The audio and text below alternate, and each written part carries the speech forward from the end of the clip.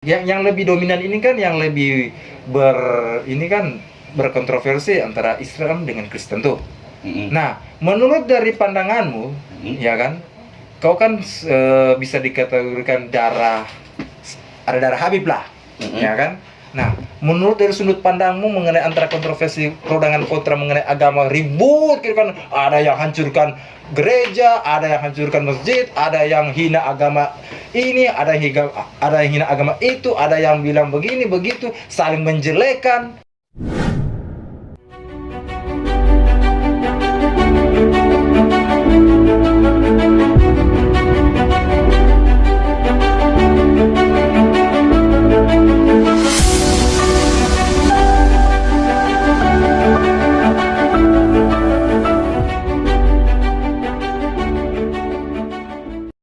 Halo guys, assalamualaikum warahmatullahi wabarakatuh. Buat teman-teman OTT Podcast on the Table, get your solution. Asik. Oke guys, buat hari ini kita kedatangan narasumber yang tidak kalah seru juga dengan yang lain. Narasumber di kali ini ya bisa dikategorikan punya mindset bertaraf internasional. Luar biasa kan? Jadi para narasumber di OTT Podcast ini luar biasa tentunya. Oke? Farjan internasional. Aduh. Jan, coba dikenalkan dulu dong sedikit banyaknya ya dari namamu supaya teman-teman OTT di sana pada tahu. Ini nama panggilan atau nama asli nih? Nama asli dong, lebih. Takutnya kalau nama asli dengan pakaian seperti ini. Ya, alasannya kenapa kalau pakaian seperti itu? Masalahnya namanya ini belakangnya ini. Nah belakangnya itu yang bikin wow lah, gitu dong. Oke. Ya. Nama saya Nah, Muhammad Farjan Al-Habsyi. Muhammad Farjan Al-Habsyi. Al-Habsyi. Wow. Tidak gampang guys, tidak gampang.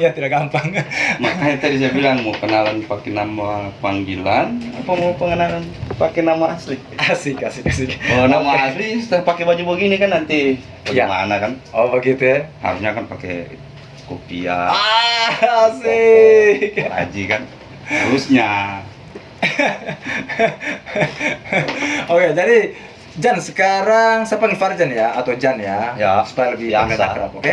Jadi begini Jan, mengenai profesi sekarang apa ini? Profesi sekarang? Ya. Alhamdulillah kerja di bagian kargo. Oh kargo, berarti bagian bandara ya? Masih tetap di bandara. Oke, siap. Sudah berkeluarga atau belum? Alhamdulillah sudah. Kan dari namamu saya dengar kan Muhammad Farjan Al-Habsyi. Nah, ini kan kalau saya dengar dari marga atau famo ya kan Al-Habsyi itu kan bisa dikategorikan kayak marga-marga kayak Habib begitu Habib, ya Habib. Oh gitu. Nah, ada kan kemarin sempat ini kan ada kontroversi. Ya, kontroversi. Ya, mengenai antara agama, entah itu dari Kristen, Islam, Hindu, Buddha, dari 5 agama ya sekarang di Indonesia. Nah, yang lebih dominan ini kan yang lebih ini kan berkontroversi antara Islam dengan Kristen tuh. Nah, menurut dari pandanganmu, ya kan, kau kan bisa dikategorikan ada darah Habib lah, ya kan. Nah, menurut dari sudut pandangmu mengenai antara kontroversi pro dengan kontra mengenai agama ribut, gitu kan, ada yang hancurkan gereja, ada yang hancurkan masjid, ada yang hina agama ini, ada yang hina agama itu, ada yang bilang begini begitu, saling menjelekan. Saya jalankan apa yang sudah dikodratkan bagi saya sebagai muslim, itu yang saya jalankan. Ya. Kalau permasalahan masalah orang saling ini, itu saya tidak mau urus. Oh gitu ya. Iya. Saya menjalankan apa yang agama saya jalankan. Ya. Saya jalankan. Apakah kau tidak merasa terhina kah? Tidak merasa tersinggung? Karena mengenai di sini kan dari kedua agama ini kan saling saling mencari kebenaran, agama mana yang salah, agama siapa yang benar, kan begitu tuh. Nah, jadi antara ketoleransiannya itu kan jadi berkurang karena jadi memandang sebelah mata, saling oh dia itu begini, dia itu begini, dia itu nah itu. Bagaimana menurut pandanganmu itu? Kita kan masih di bawah lah, jadi Di kita bawah. belum bisa masuk di otaknya kita yang begitu. Jadi memang dari ini ya, dari ini Kita tidak mau pintar-pintar lah. wah mantap. Nah ini patut apa ya? Patut dicontohi karena pola pemikirannya dia, cara bermindsetnya dia yang bisa patut orang contohi karena tidak mau pusing dan tidak mau terprovokatif ya. Provokasi ya, terprovokasi guys. Nah ini supaya kita itu di Indonesia ya, kita itu di Indonesia tidak ada yang namanya saling menjelekkan, saling menghina, ya kan? Di sini kita selalu satu, ya, antara agamamu dan agamamu. Kita jalani bersama-sama tanpa pandang bulu, jangan saling menjelekkan, hilangkan itu saling menjelekkan, saling menghina, saling membuli. Tidak perlu mencari kebenaran. Jadi akhirnya kita yang dulu di tahun-tahun dulu itu yang toleransinya luar biasa, ya kan? Kedekatan antara agama ya. Antara agama itu kita hari raya siapa kita datangi, ucapannya ini, akhirnya nanti di saat zaman-zaman sekarang, di era sekarang itu kan timbul ada kontroversi yang begitu, jadi akhirnya kita jadi runyam, jadi ribut ya, padahal tidak ada untungnya ya, kalau menurut saya tidak ada untungnya karena kita punya cara berteman, cara silaturahmi, jadi memandang sebelah mata. Nah itu pesan buat saya pribadi, jangan buat kalian itu terprovokasi ya dengan mendengar hal-hal agama yang saling menjatuhkan, saling menjelekkan. Jangan sampai terprovokasi, oke? Jangan, biarkan saja mereka yang ribut, biarkan saja mereka, kita tetap satu, kita tetap yang di daerah kita, misalkan di Kota Palu, kita tetap satu, jangan pernah terprovokasi dengan orang lain, oke? Nah, oke Chan. Saya ingin bertanya pertanyaan berikut dari kau ini, ya kan? Ini kan kita kan sekarang lagi menjalani era mau pergantian presiden, ya kan? Nah, sebelum kita ini kan ada banyak politik, Ya. ya kan? Nah, menurut dari sudut pandangmu itu bagaimana mengenai politik kita di Indonesia ini? Politik kita di Indonesia. Ya, kan banyak itu yang Sudut pandang saya dalam berpolitik nih. Ya, saya dalam bukan orang politik sih. Oke. Cuman kalau ada yang kandidat bagus, pasti kita sebagai warga negara Indonesia memilih kan. Ya. Wajib. Kita pilih yang bagus aja lah, yang punya program bagus, punya istilahnya elektabilitas tinggi. Kita pilih aja yang bagus. Ngapain kita ini? Apa dulu? Mau menjatuh-jatuhkan sana, jatuh-jatuhkan sini, tidak ada gunanya itu. Nah, oke, kalau begitu, ini kan kalau menurut tanggapan mengenai partai-partai di Indonesia, ya kan? Banyak kan partai-partai di Indonesia ini kan kadang kan kita melihat ya kurang lebih ya, sedikit banyaknya kita melihat dari segi partai apa saja itu kan kadang saling menjatuhkan juga. Kayak gitu, saling mau dibilang partainya lebih benar. Nah, itu. Jadi mau mengusung kader-kadernya mereka yang apa, tapi kan banyak juga orang memandang partai ini begini, partai ini begini. Nah, itu bagaimana? Itu kan salah satu trik lah, toh. Mungkin itu trik, mungkin tanda kutip, toh. Ya. Mungkin. Mana kita tahu kan namanya politik itu kan bebas aktif, toh. Bebas aktif politik gitu kan. Kalau mereka mau melakukan apa dulu caranya berpolitik seperti itu, ya biarkan mereka seperti itu. Kan semuanya kan tergantung ke masyarakat yang memilih kan. Tergantung ke masyarakat yang memilih. Kan masyarakat kan tidak ini, mereka kan tahu mana yang baik, mana yang benar kan. Mereka kan paham mana yang mereka harus pilih, mana mereka harus istilahnya jadi pilihan mereka. Oh, begitu ya. Iya.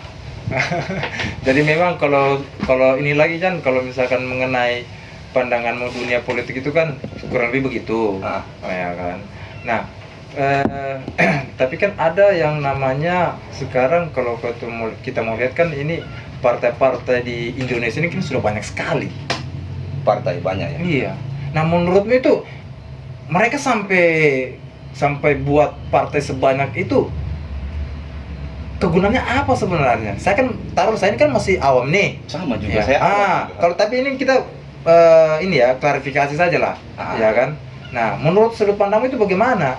Apa yang bikin mereka itu membuat partai sebanyak ini di Indonesia, terus ini juga membuat partai pasti kan ada unsur alasan dengan sebabnya itu, ya kan?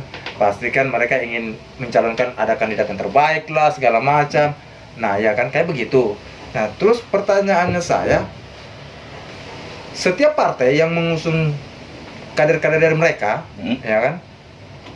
Itu pertanyaan gitu, menurutmu kader-kader itu apakah betul-betul yang mau pro dengan rakyat atau hanya mengejar korupsi? Nah, itu ya. Itu pertanyaan saya. Oke lah, di depan kamera atau di depan orang-orang dia menunjukkan dengan sebagai wah saya terbaik, pilih saya sebagai apa, kan begitu. Tapi pas jadi, kan kebanyakan begitu. Pas jadi, tidak sesuai fakta apa yang mereka ini, hanya janji kampanye. Nah, menurut dari pendapatmu, ya kan? Kira-kira bagaimana kalau ada hal-hal yang begitu?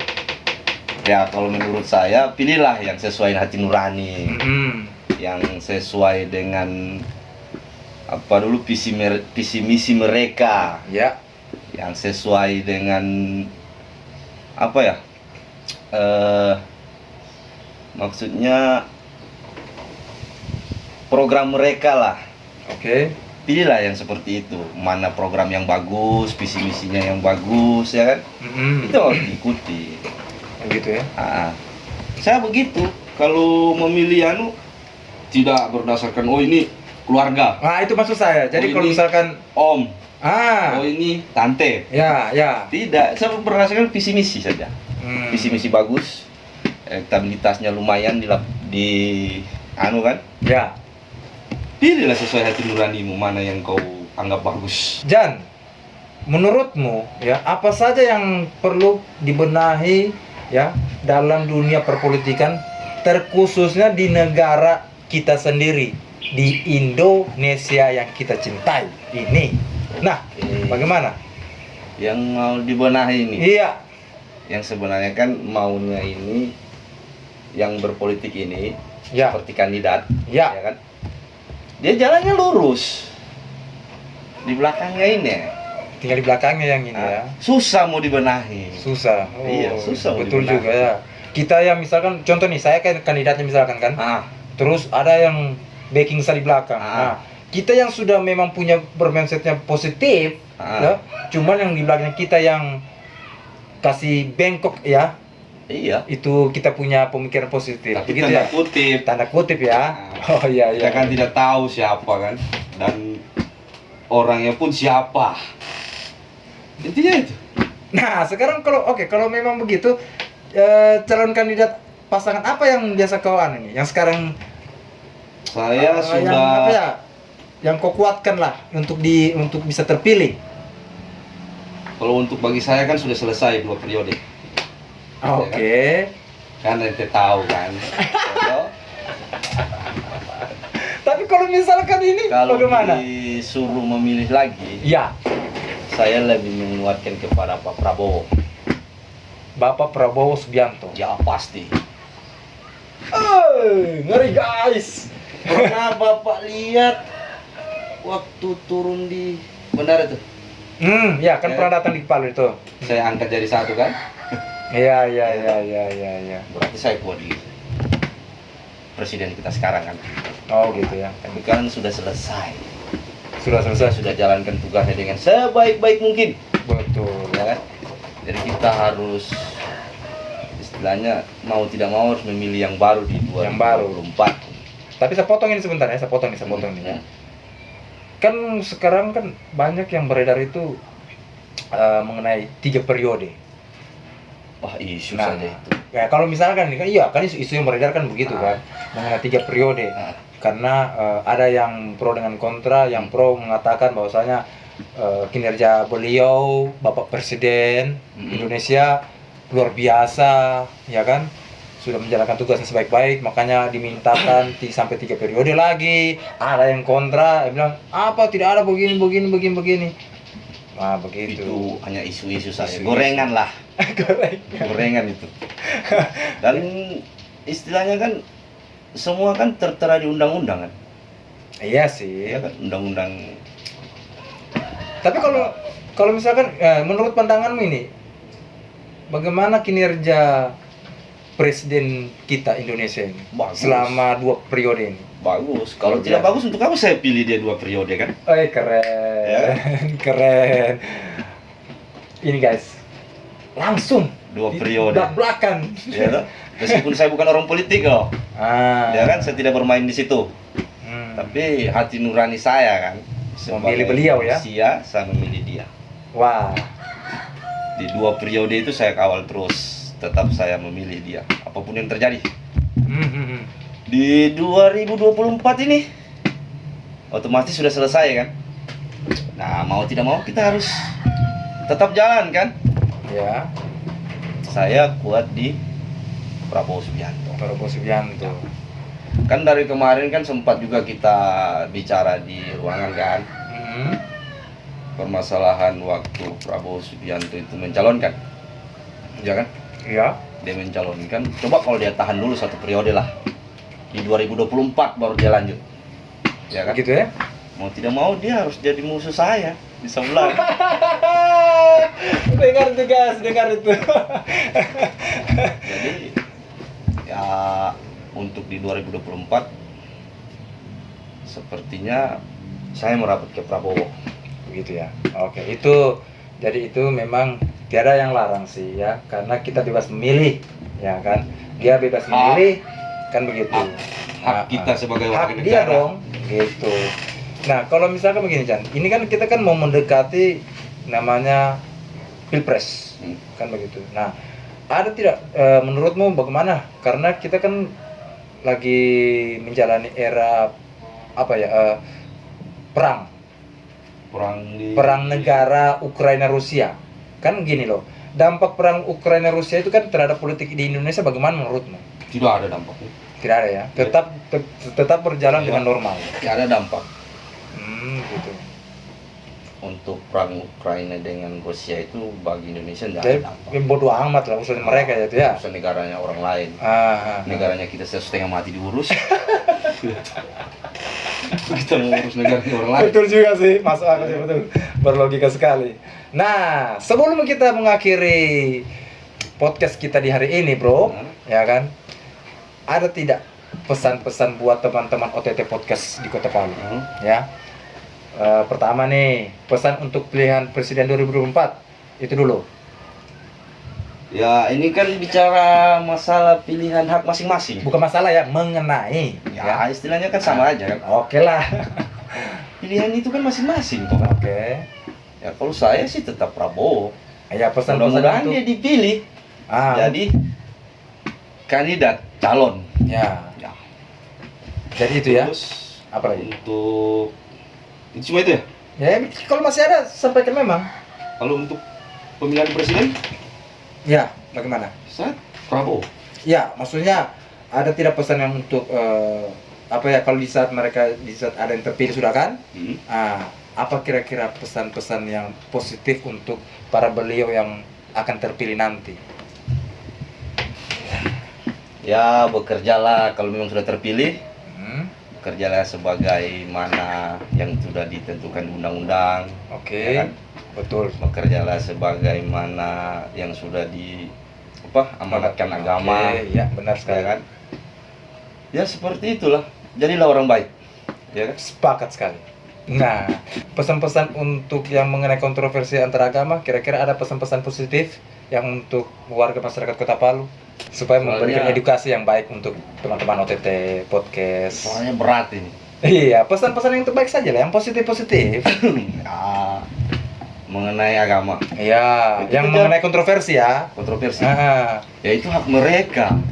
Yang ngapain kan seperti yang kita bahas tadi kan? iya, Kita jalankan saja apa yang istilahnya sesuai akidah dan Oke. agama kita kan. Sepakat. Sebagai Islam, Muslim ya kita jalankan. Jalankan ya. Sebagai Kristen Nasrani jalankan. Jalan. Betul, sepakat Ya kan? sekali.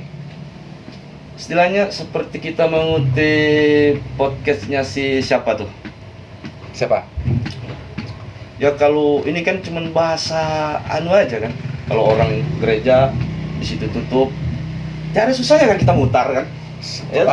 Itu betul. Di mana ada orang Kristen, orang Islam ada buat kayak sholat Jumat, terus ada dipele lah sedikit toh biar mobil enggak tidak terganggu. Orang Nasrani itu Kristen kan muter lah kan tidak ada musik, tidak ada masalah juga. Sepakat, betul. Itu toleransi kan. Nah, itu maksudnya. Ngapain kita mau ribet-ribet? Iya. Supaya tidak ada ini ya. Tidak usah pusing. Oke, Jan. Terima kasih. Kita akan mengakhiri podcast di hari ini, ya kan? Dan terima kasih sudah bersedia luangkan waktu ya di podcast OTT On the Table di Get Your Solution. Nah, tentunya berada di Kota Palu. Oke, jadi sebelum saya mau mengakhiri, ya kan? Saya ingin memperkenalkan sedikit beberapa produk yang berasal dari SR12 ya. Nah, ini dia. Oh, ini. Nah, SR12 Gomilku. Ya, ini saya jujur saja sih, saya ini susu kambing ya? Susu kambing. Ya, susu kambing. Ada kan yang biasa kan disebutkan etawa, ya kan? Nah, cuma ini namanya Gomilku. Ya kan? Nah, ini susu kambing bermerek Gomilku, ya kan? Nah, di sini ada 13 vitamin. Nah, luar biasa kan? Cuma kalau untuk komposisi segala macam rupanya nanti tinggal langsung saja datang beli bagi teman-teman yang berada di dalam Kota Palu, langsung saja datangi di Jalan Birobuli Abdul Rahman Saleh di daerah Birobuli jalur ke bandara. Kalau dari kiri itu sebelah kiri ya. Ada lambangnya di situ yang tertera SR12, distributornya langsung ya. Ada nanti kontak personnya nanti. Jadi buat masyarakat Kota Palu, bagi yang mau, ini bagus loh untuk tubuh kita manusia ya, kesehatan untuk kita, karena ini mengandung banyak vitamin dan luar biasa, langsung cepat khasiatnya ya. Dan bukan cuma ini, banyak juga. Oke. Nah, berarti produk lainnya juga itu ya? Ya, ini produk lainnya, ini oil. Nah, ini oil. Ini oil. Ini oil kayaknya bisa dijadikan minyak urut kelapa.